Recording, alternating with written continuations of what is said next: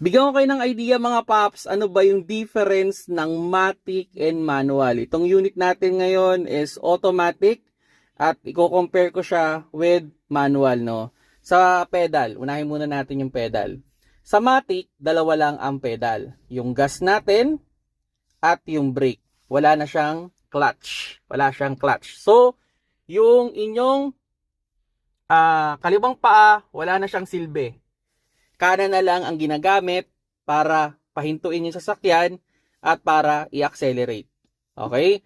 So, yun na lang. Yun na lang ang magtatrabaho na paa mo. Now, sa shifter. Kung sa manual, meron siyang neutral sa gitna, then meron siyang number, yung 1, 2, 3, 4, 5, tapos reverse. So, dapat mong i-cambio ng tama para maganda yung maging takbo ng inyong sasakyan.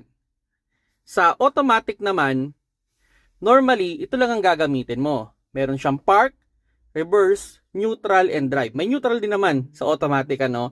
Pero, ganito yung pinaka-rules naman dito. Pagpapaandarin mo yung sasakyan, ilalagay mo siya sa drive. So, sabihin na natin, kahit 10 km pa yung tatakbuhin mo, hindi mo kailangan mag-isip ng cambio, ilalagay mo lang siya sa drive, magagas ka lang at magpepreno. Ganun lang ang gagawin mo. Now, pag magpapahinto ka naman ng sasakyan dito, kailangan mo siyang ilagay sa park. Kung sa manual, kailangan mong ilagay sa neutral.